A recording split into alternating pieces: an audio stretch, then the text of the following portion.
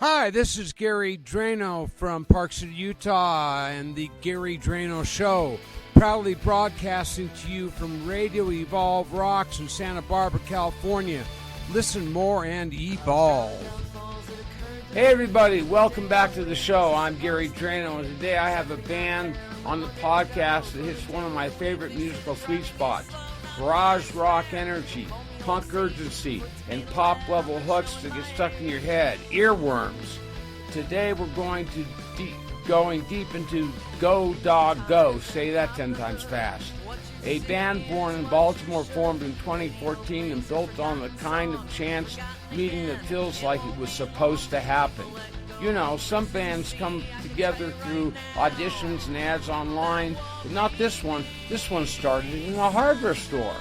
And out of that meeting came a band that's fast, loud, melodic, and honestly, the phrase foot stomping was invented for music like this, I would say.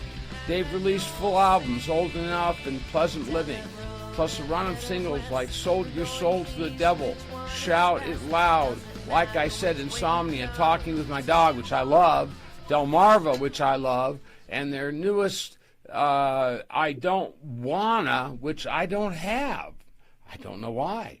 So today we're going to talk origin story, sound, songwriting, recording, influences, and where they're going next. All right, let's get into it. Okay, Go Dog Go, welcome to the show. Hey. Hi. How you doing? Each one of you introduce yourself, please. Greg Brazil, I'm the bass player. Julie Smith, I play keys. Tom Cohan, I play guitar. I'm Jolt Najee, I play drums. Am I missing anything? Where's the bass? Bass, right here. Yeah, that's the main guy. Okay. All right, I have to start here because this is just too good. Greg and Tom, take me back to the hardware store moment. Like, who recognized who first? Did one of you say, hey, didn't you play in, or was it just nice weather we're having, and then 10 minutes later you're talking about bands?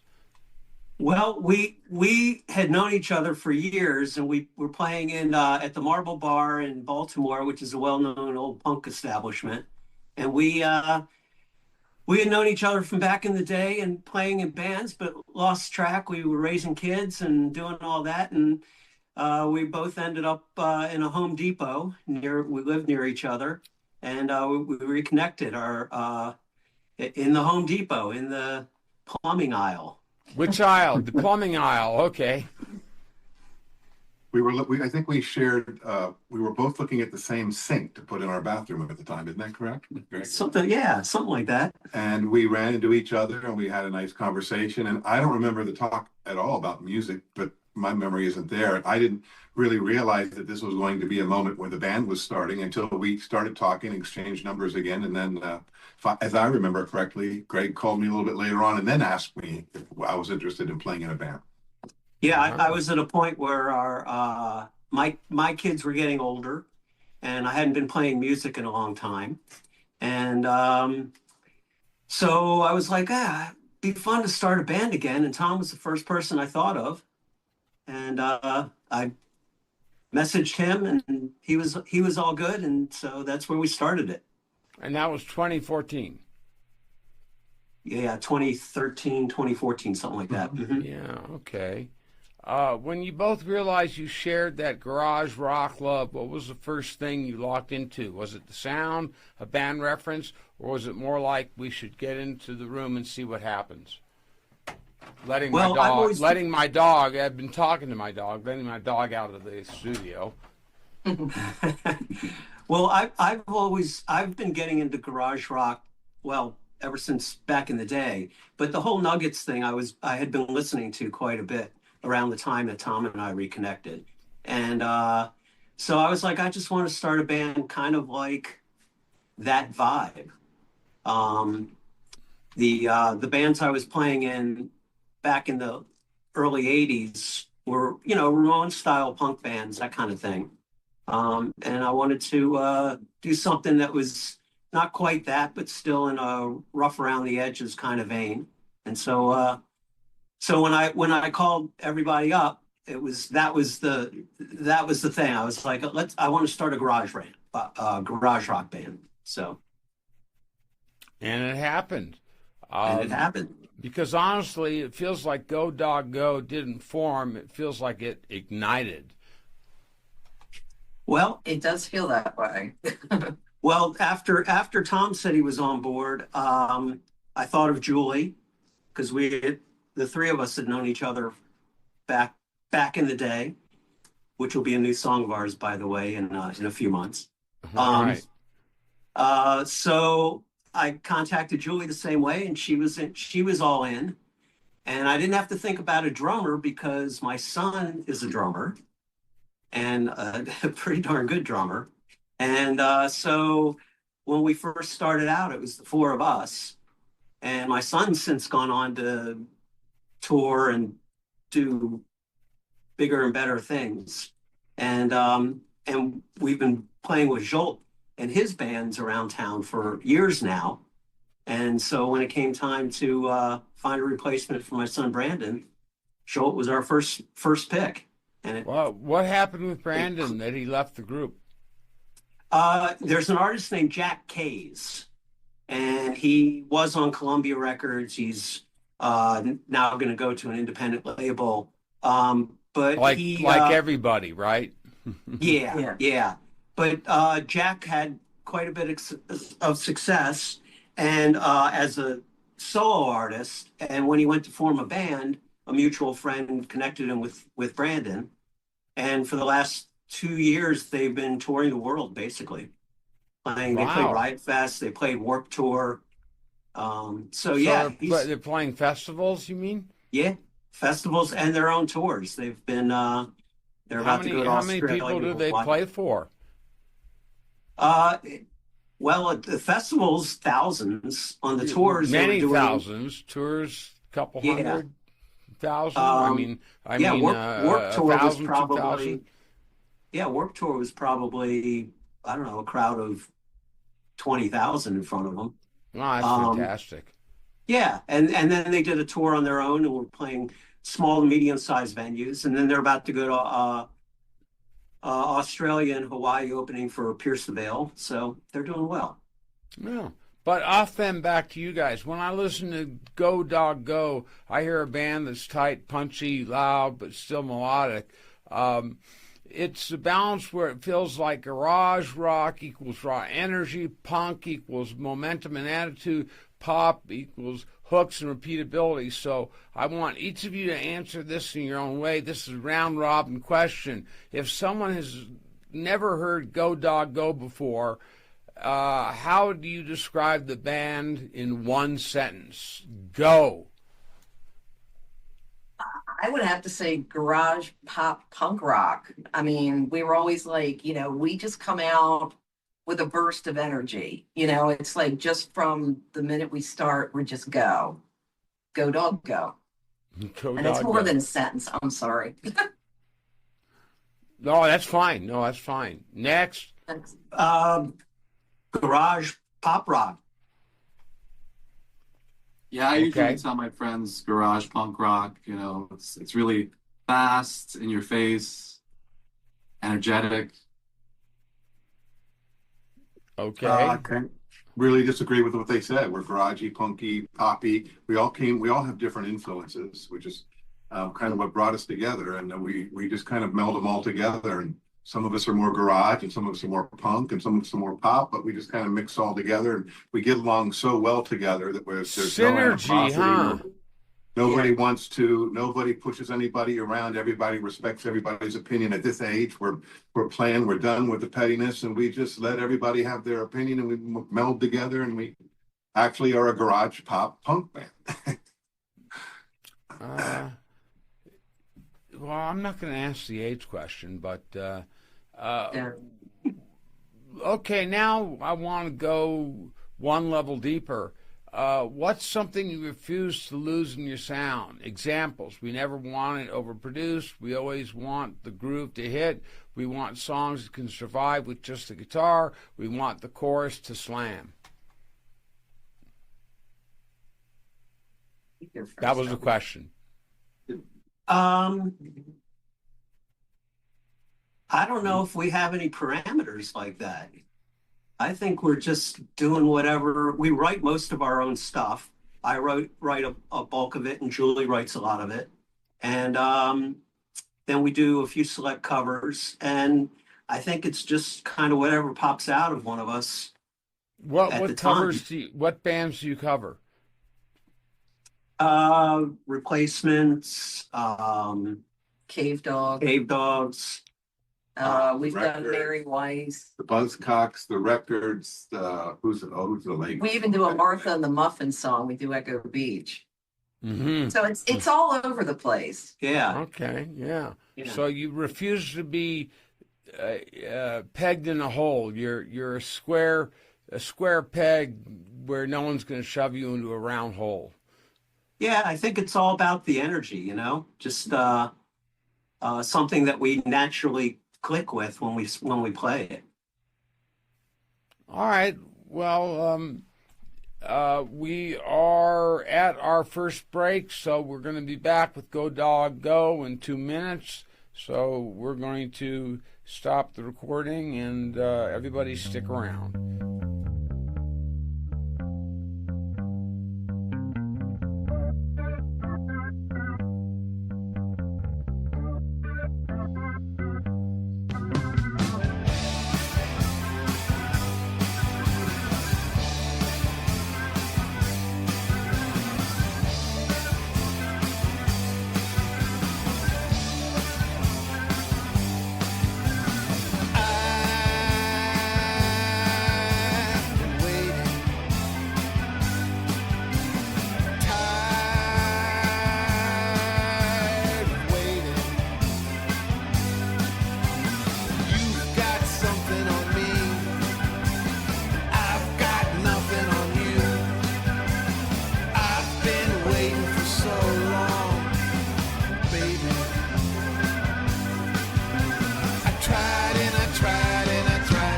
Get over you.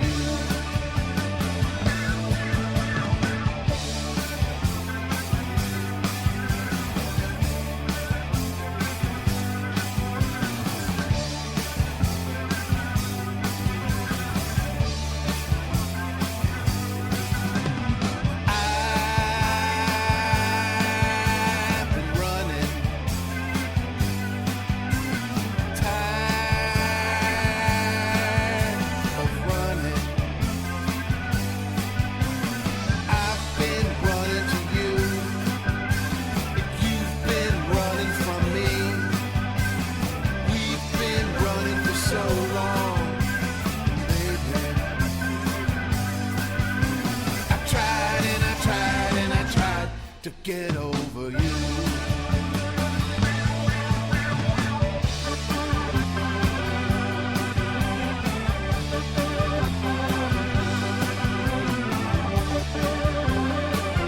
All right, we're back. That was Go Dog Go. That is Go Dog Go. And if you weren't moving your foot during that, the music was Go Dog Go. And if you weren't moving your foot during that, I'm not sure we're listening to the same band. Greg, the foundation bass doesn't just hold down the low end in this band, it drives the forward motion.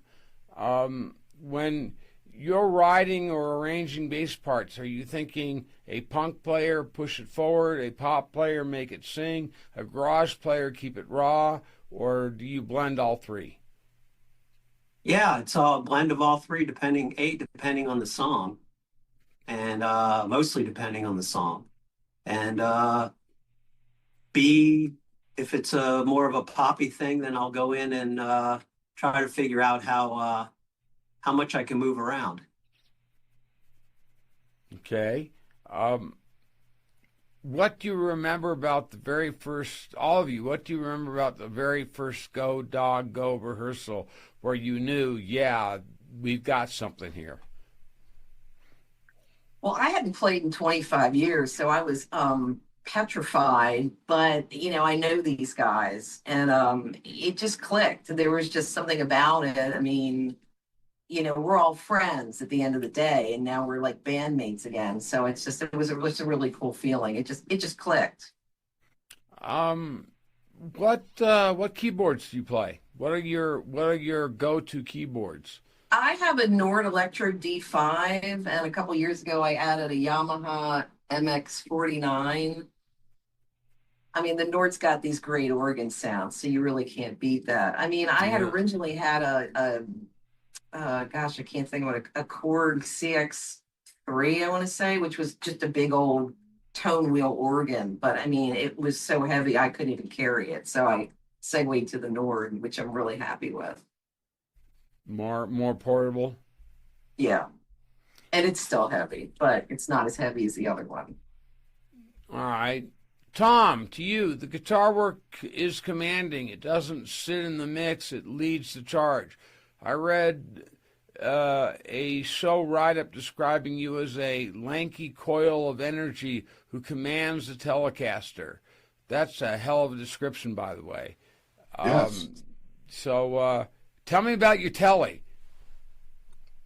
Well, it's an original. I got it with my in 1974, my freshman year of college. I spent a little of the college money that I got. And I had a friend who worked at a local record store called Chuck Levin's, and I went down and he sold me a stock Telecaster that I've had ever since. I'm not one of these people who changes guitars. It's the same guitar sitting behind me here, and it's really been love of my life. But we've been, since 1974, we've been friends, except for the period when I was raising kids, and it was trapped in a closet for about 22 years. And I didn't pay it, man. and I disrespected it, and I didn't pay it any attention. But when Greg called me up, I had to get it out. It had rust stains on it, and I had to clean it all up. And it's the same guitar, though. So that's really good. Put new strings on it. Yeah, once or twice. Once or twice in the last 10 years. Yeah, I did.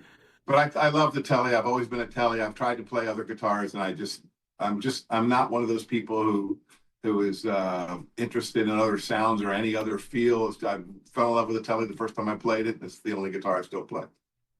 You're making me feel bad. I've got about 80 guitars, and I play 3 or 4 of them every time we perform. So, and when it all comes out in the wash, they all sound pretty close in the live stream. So, I think it's just appearances.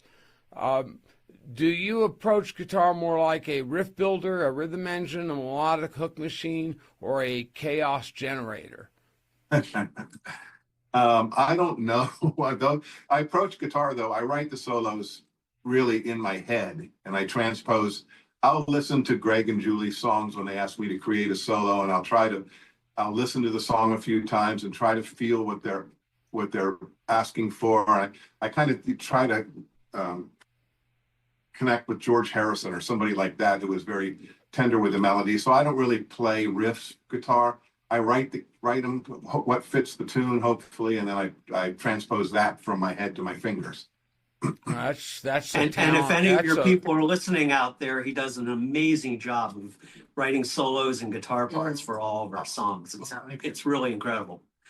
Well, I was just going to say that's an amazing talent to have, to hear what's in your head and put it to the guitar. I can't hear it when I'm playing guitar. I have to listen and put the headphones on and just let something come to me that will fit the song. And I try to fit the lyrics, and I just try to fit into the song. Okay.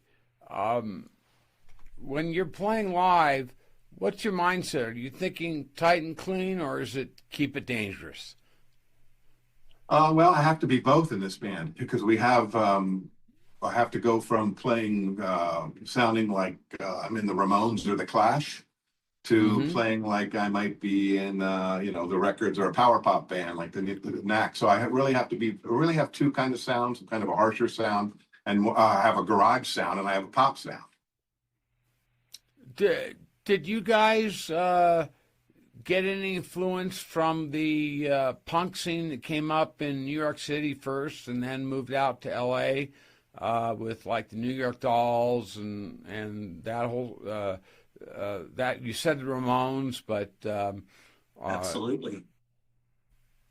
I came up. I mean, punk really lit a fire under me back in the late '70s in high school with the Ramones, and there was a club here in Baltimore called the Marble Bar, and very well-known punk club, at least in Baltimore, and around the country, people know of it.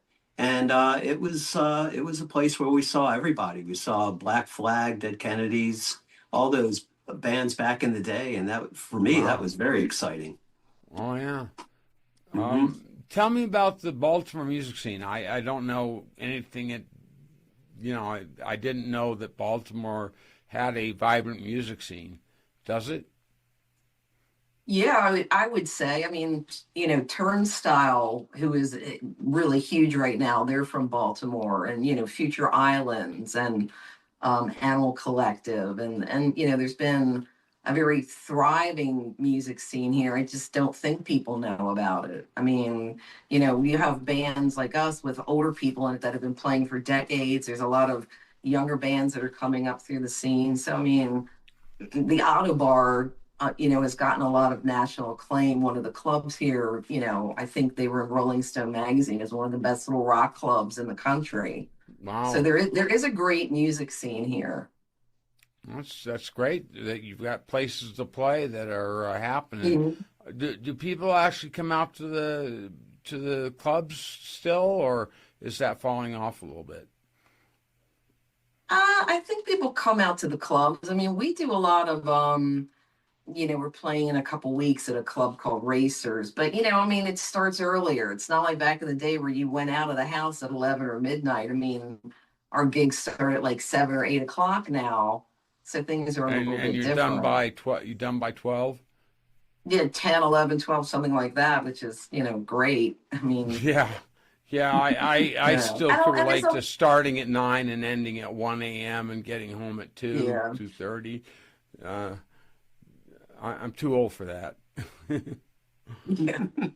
I hear ya. And people Well, want to go out earlier now too. I mean, it kind of after the pandemic, stuff started closing a little earlier. Things don't even seem to stay open as late as they used to. So things have no, changed in that regard. that's interesting. I live up in Park City, Utah, and we have the whole Main Street scene, and Hmm. uh, and it's still pretty much 9 to 1, Gotcha. and most clubs are dual level, so you got the band upstairs and the DJ downstairs, and you got to compete with the DJ, and it's miserable. Yeah. I mean, Um, there's stuff here that does go late still, but I mean, and there's a handful of clubs like the Metro and the Depot, and it is there is a later bent to it, and the Auto Bar. last question for Tom, and we're moving on to Julie. What's your favorite kind of go dog go song to perform? Fast and punchy, mid tempo groove, or or the ones with the big melodic lift? And don't tell me all of them. No, fast and punchy for sure. I'm a rhythm guitar player at heart. Like I said, Johnny Ramone. I love, as you described me. I think that's pretty. I like to just strum on my guitar fast and pound my foot. And if you had to ask me my favorite, that's my favorite thing to do. Get loud and rhythmy and chunky and just go forward. Well, other than the Strat, tell me a little bit about your setup. What are you playing through? Well, I played through a Marshall combo 212s for most of the time, but I just lucked into a 1966 Fender Pro Reverb that I Oh, just what got. an amp! What an Oh my amp! God, it sounds like it. So I've just kind of changed over to this, and with my a Telly I told you about my Telly from 1974. It's like I'm flashing Yeah, back in time. yeah, oh, yeah. And this I amp, just I play through a Kemper with two FR speakers, and in the middle I have a Blues Deluxe, um, uh, Fender Blues Deluxe, 1960 something, and uh, I'm getting a really interesting sound with the amp and then the FR speakers. So it's I love my Kemper because it's not hard to take around. Um, but I just added the Blues Deluxe to the mix, and I'm pretty happy with it. yeah, Um, hard to get around is the key point, because I couldn't got to the age where I didn't want to lug that Marshall 212 combo around anymore, and I didn't want to get a forklift. Or hernia. Forklift or a hernia. There's a song. There you go. Or both. Or both. Yeah, Forklift in a hernia. exactly. Julie, I love this band has keyboards as a serious part of the identity, because keys can do anything guitar can't, or because keys can do something guitars can't. They can add sparkle, tension, atmosphere, even weirdness, but it's still catchy as hell. So here's the question. Where do you see keys fitting into garage punk pop? Wherever I want them to. Okay. I don't know, you know, I don't You're think killing so. me, guys.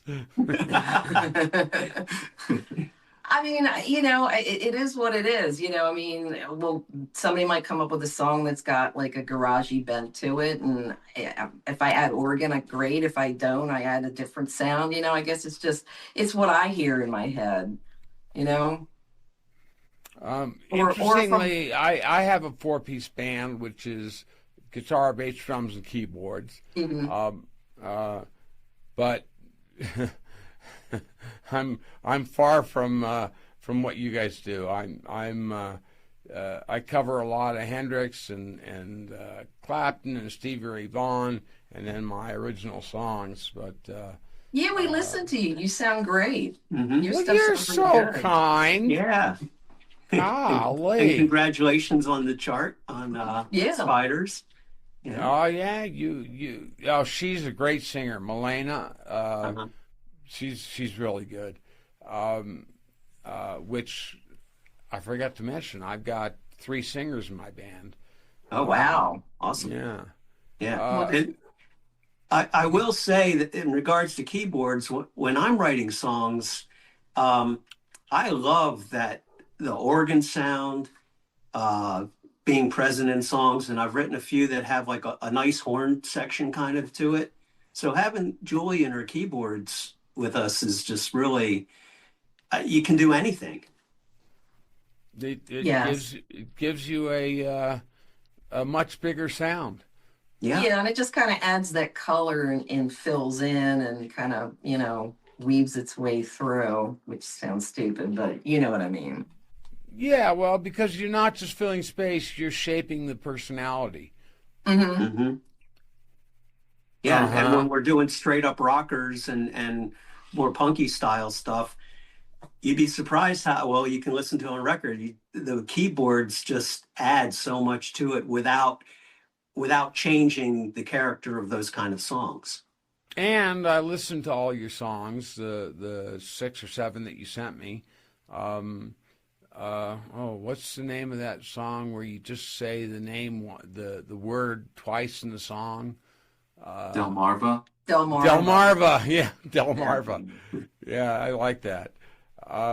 Cool, thank you. When you're layering parts, what are you listening for? Contrast against the guitar, reinforcement. This is still Julie.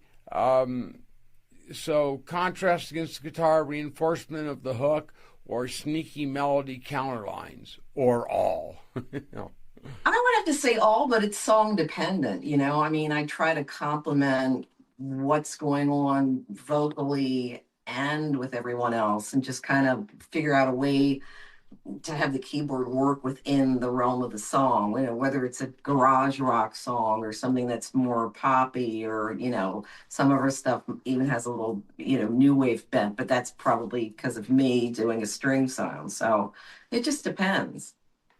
Gotcha. It always just depends. You know, that's music. I know. Well, I mean, that is something we really do. We work towards the song. It's we whatever's best for the song, or feels like it's Mhm. it's best for the song. Well, We it's don't- better than doing something that's worse for the song. True. Or we don't Very try to true. shoehorn something in there that Doesn't just work. isn't part of it. Yeah, You know, it's okay. gotta. So it's to be yeah. copacetic, man. One more thing for Julie, then we're going to take a break. A newer track, Delmarva, has detailed credits showing you as producer and writer, Julie M. Smith, plus handled graphics too. So how much Go Dog Go is band in a room versus studio crafting?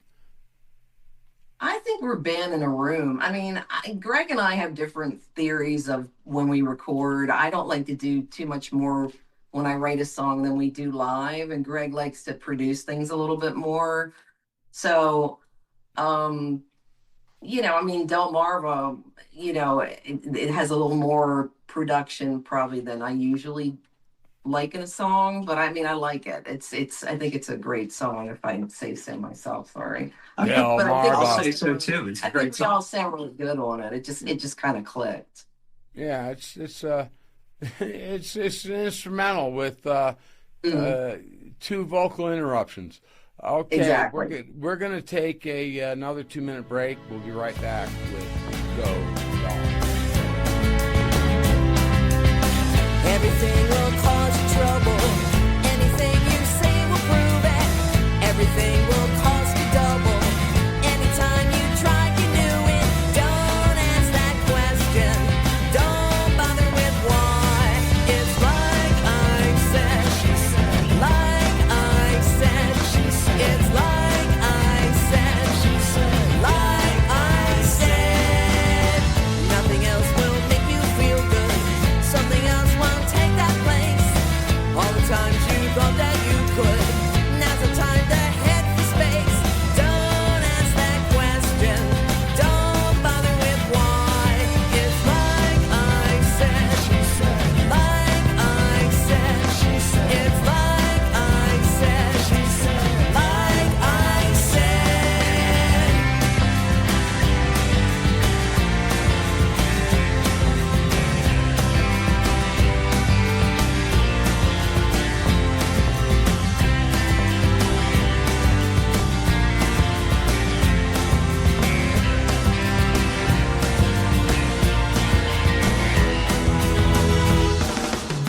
Blessing off will make you weightless. All the sounds are amplifier, channeling your brush with greatness. All the things that you require. Don't ask that question. Don't bother with why. It's like I said, she said. Like I said, she said. It's like I said, she said. Like I said. It's like I said, she said. Like I said, she said. It's like I said, she said. Like I said.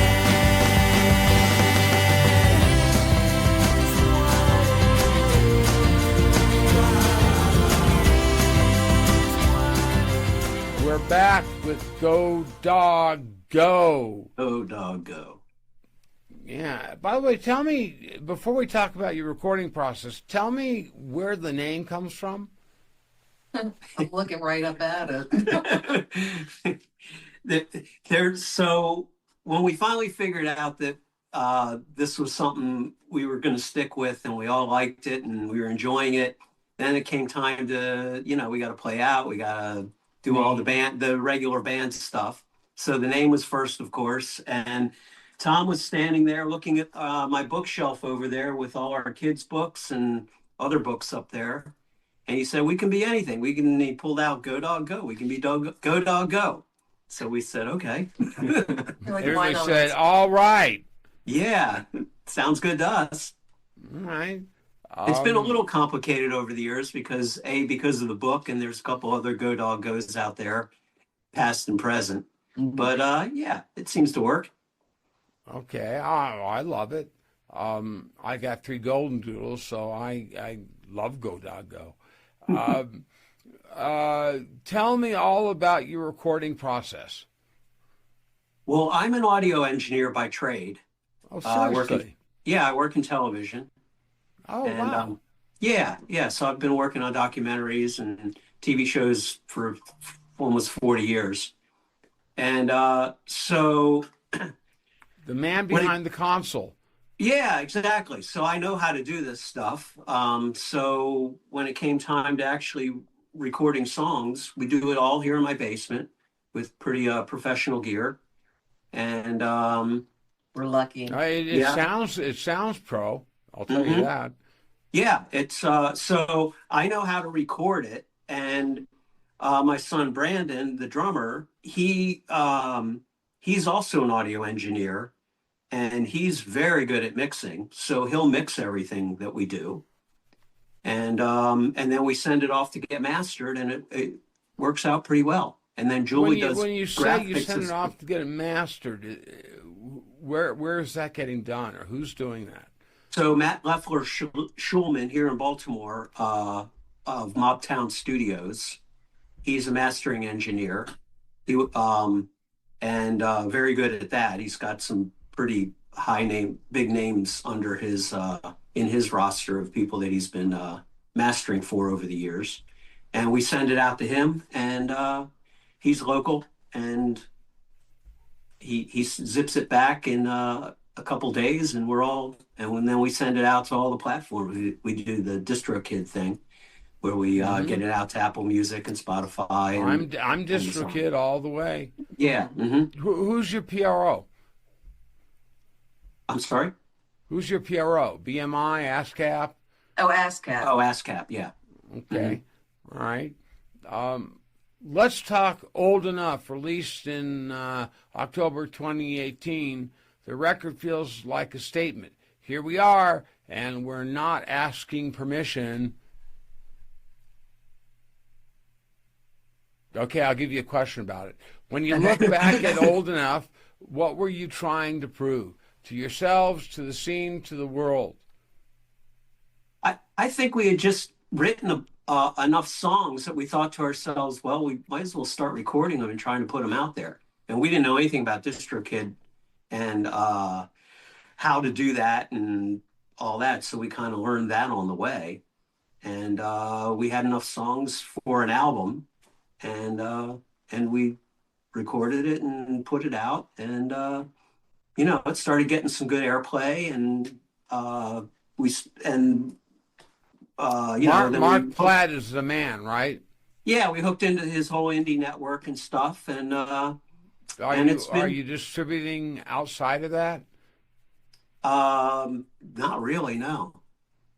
So we've been trying to get in on our local radio station, WTMD, which is the old WCBT that was the Towson student-run station, and then became like a WXPN kind of syndicated college station. But we've had some small success with them, but not much.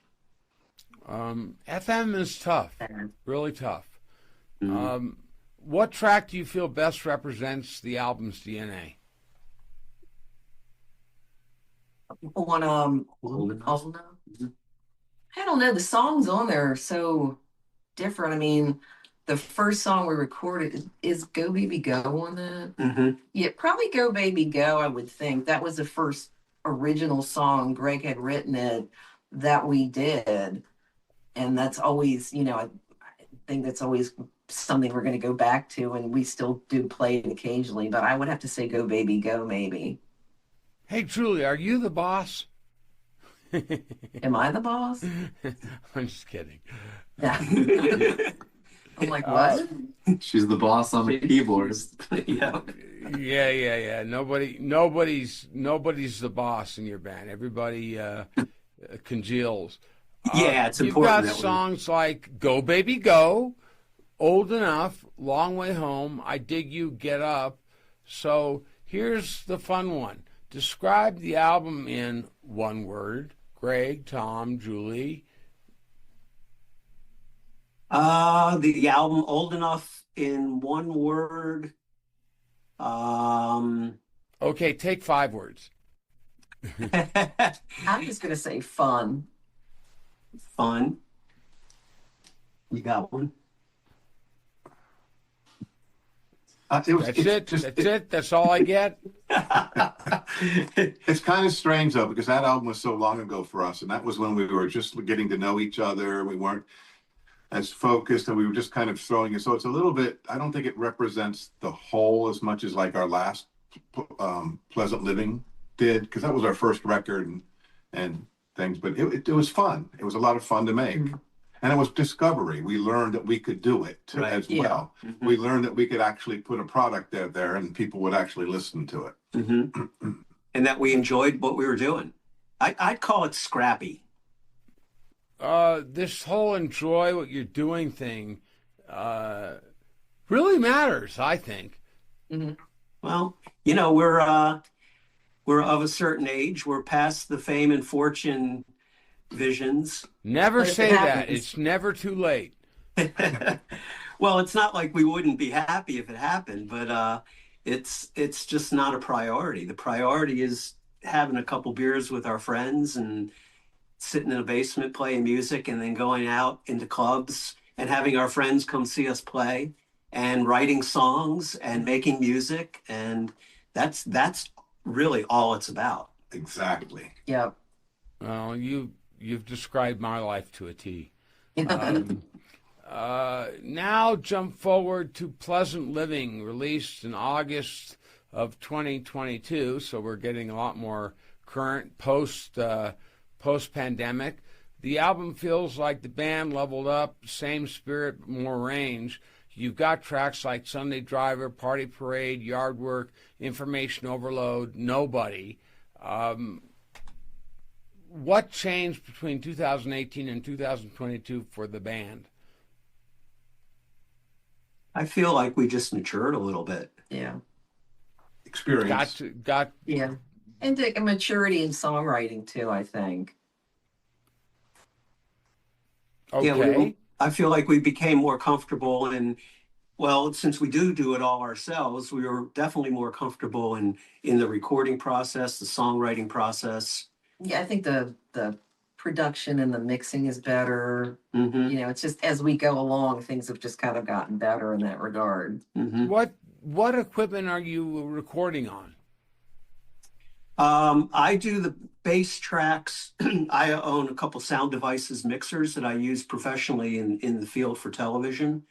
They have great preamps and they're portable. And I record all of our basic tracks on those mixer recorders. And then I put it in the So computer. you don't have like Neves or anything like that going on?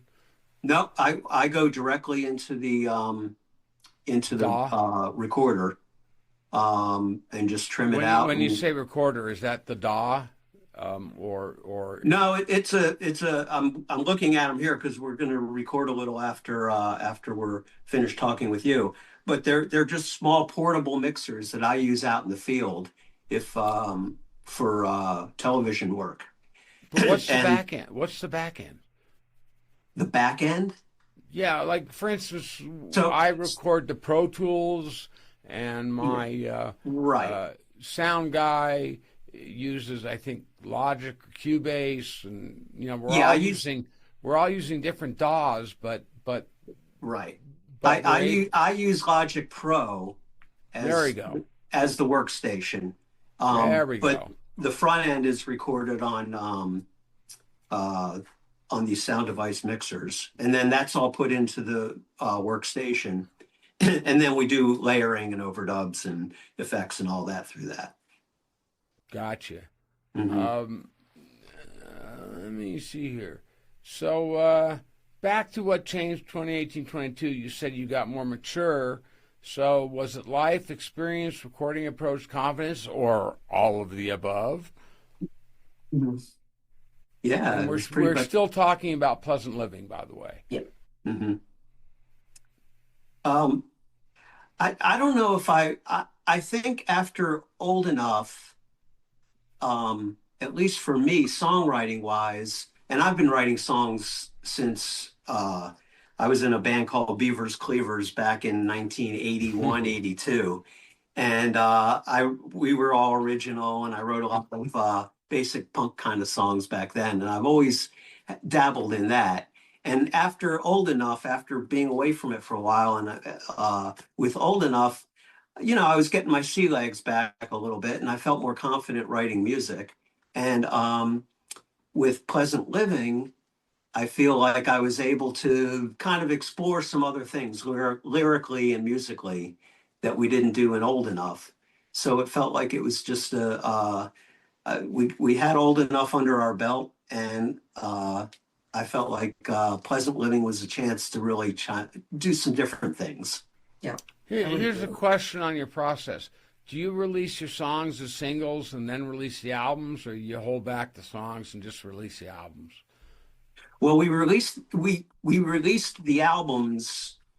We did it like we thought you do it. You do an album, you release an album, you do another album, you release an album, and then a couple singles from those albums. But in this day, it's really not about albums anymore. It's about singles. Right. So after Pleasant Living, we've been just releasing one song at a time. And what's your frequency? Meaning, how often do you release songs? I release a song every Friday. Wow, that's pretty good. We're about every 3 or 4 months. Wow. Okay. Well, we just released I Don't Wanna in the beginning of December, and that did well, but it's starting to wind down. So probably in the next month or two, we'll probably release the next song. We've got a bunch of songs in the queue. I would die if I wasn't releasing a song a week. Running into the night. I actually have I'm cheating because I have a production company. I've got 6 musicians that work for me, and so I have 3 different people I collaborate with. So I'm cheating, but I don't use AI. I don't use Sunni. Good. Was there a moment during Pleasant Living where you said, "This is a sound we've been chasing"? I don't know if it was a sound we were chasing, but I was just really happy with it. Yeah. As we started completing songs, I just thought this is sounding like the way we found our sound. Mm-hmm. Yeah. So, in other words, the sound you were chasing. Okay, never mind. Information overload, as a title feels extremely now. Is that song inspired by modern life, or was it personal to you guys? No, that was modern life. The more technology that's out there, the more overwhelming it is, and the harder things become, it feels like, these days. So here's where it gets exciting. You've been releasing singles that are getting airplay and building momentum. Bandcamp, which we're going to have in the links below, shows releases like Sold Your Soul to the Devil, Shout It Out Loud, Like I Said, Insomnia, Talking with My Dog, which I love, by the way, Delmarva, one of my favorites. And Delmarva specifically lists the lineup as Zolt Nagy on drums, replacing Mr. Brazil. Zolt, you joined the band in 2022? 2023, I think. Yeah, about 3 years ago. Okay, so here's some questions. Go ahead, I'm listening. Yeah, I mean, I had known Tom, Greg, and Julie through playing gigs. I have other bands that I play with in Baltimore, and our bands did gigs together for several years. I know Brandon too a little bit, and so when Brandon became unavailable, then they called me up, and so I joined. And it seemed like when I started playing with them, it was real easy to play with these guys. And I didn't really have to think too hard. It just kind of gelled really well. So, Zolt, what's your kit? I play a Gresh Catalina. It's a mahogany. It's a 24 kick, 13 and 16 toms. I like the mahogany drums mostly. I've got another Gresh kit at home that's a 5-piece. That I use. So right now with your first kit, you've got one tom in front, then a floor tom. Yeah. Kind of like Ringo Starr. Yeah, pretty much. Yeah. Okay. So let me ask Zolt some questions before we go into our last break, and we are coming up on our hour, so we got to move it. Jumping into a band that already has chemistry can be tricky, but it sounds like you fit right in, which you just said. So when you joined in 2023, what was your goal? Was it match the existing style exactly, or bring something new without changing the identity? Probably both. Before I practiced with them at first, I listened to all the songs. That's usually my work process. If I'm, learning songs, I listen to them constantly over and over again. And I just wanted to, with the older songs, with the first two albums, I just wanted the ones that Brandon played on. I didn't want to take away what he brought to the band, because he was a really, integral piece. So I wanted to keep the drums pretty much similar to what he had. And then once we started to record newer singles that we released within the last couple of years, I just wanted to continue the in-your-face energetic style. I wanted to make sure that the songs had catchy transitions and just stuff that you can groove to, that you can jump around to, that you can enjoy, So that. what's the hardest part about playing the style well? Or is it just like duck to water for you? The challenging part is just, like, every song is really fast. So it definitely keeps me in shape. So I am the youngest one in the band, but it definitely does keep me in shape. What's So the average? What's the average beat per minute? I don't really know exactly. 150? I think probably Information Overload and Feet on Your Ground. That's probably those are the faster ones. But I'm not really a metal guy. But yeah, like it's just definitely, the speed definitely keeps me on my feet and keeps me fit physically. So. And he's the young guy in the band, so our motto is always have a young drummer. Yes. Yeah, Go Dog Go Drumming has the youngest member tradition, which I love. What do you think that adds? Energy, aggression, stamina, all of the above? Yeah, I mean, yeah, all of the above. It's just like a really powerful energy. I have to definitely have good stamina through the shows. Yeah, and I enjoy that. I don't want to be bored when I'm playing, so I definitely am not bored as the drummer. We promised him we wouldn't bore him. He made that promise. Boredom not. Big thing. Zolt Nagy, boredom not. Okay, we're going to take another 2-minute break. We'll be right back with Go Dog.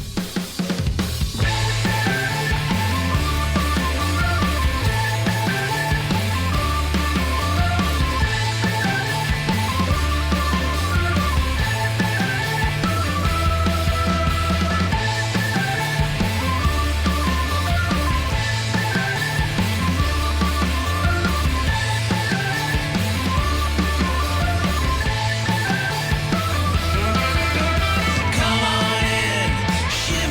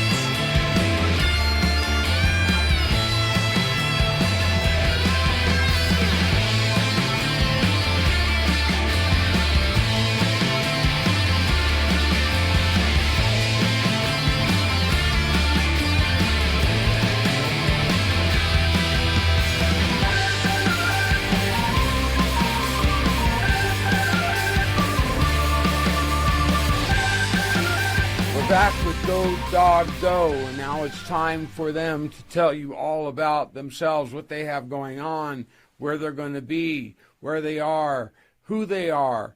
We already know who they are. So, guys, lay it on me. Why do they always turn Everybody around? looks at... I've been talking a lot. I know. Well, I Julie. mean, I was just going to say, hey, you know, for those people out there who've never heard us and don't know who we are, I mean, definitely go to Bandcamp and Spotify, whatever your streaming service is, and, you know, ask it to play Go Dog Go. Buy a t-shirt. You can go to Bandcamp and buy one of these fetching t-shirts that we have And for it is sale. quite fetching, and is I quite expect you guys to send me one. Oh, yes. Yeah, absolutely. Absolutely. Absolutely. You send And me I will one also- of yours, I'll send you one of mine. Oh, cool. Our friend Wayne, who does the Ice Cream Man Power Pop, he's one of our models for the Yeah. shirt. So he does a great job of looking splendid in it. Yeah. All right. You still got about 2 minutes to plug yourself, so keep going. Well, we are on Apple Music. We are on Amazon Prime. We are on Amazon Music. We are on Spotify, and a list of a dozen other platforms that you can think of. I We- mean, Mm-hmm. sorry. Are you Just how are point you out, doing too, in the that- college scene? We're trying. Yeah, we try. It's hard, huh? No, I was going to say, you know, we were talking about, you know, we're going to be recording, you know, after we talk to you today. And it's like, we're going to keep recording and releasing songs. I mean, listen to what we have, but expect that another month or two, there's going to be something new. And another month or two after that, there's going to be something new. So we're just going to keep recording and writing and releasing songs as long as we can. Mm-hmm. We've got Well, probably. Since I am the senior representative of this podcast, my recommendation for you is tighten up that release schedule a little bit. Yeah. Get it a little closer than 3 months, because Yeah. people forget you. True. Yeah. Mm-hmm. Yeah, well, Okay. we do have about a half a dozen songs in the queue, so. All I right. like to think after they've heard us, they won't forget us, but that's just me. Well, I won't forget you, and it's time to wrap it up. This was the Gary Dranow Show with Go Dog Go. We will have links in the description for their music and albums. And you guys have a website? Yes. Yep. It's Sure. godog-go.com. There you go. And thank you for that. And please like and comment. If you have any questions for the Go Dog Go crew, put it in the comments below, and I'll make sure that they answer you directly. And with that, we're going to bid you all adieu. See you at the next podcast. The Gary Dranow Show out. Guys, stay Thanks with for me a having second. us. Stay with me for a second. Thank you. Sure.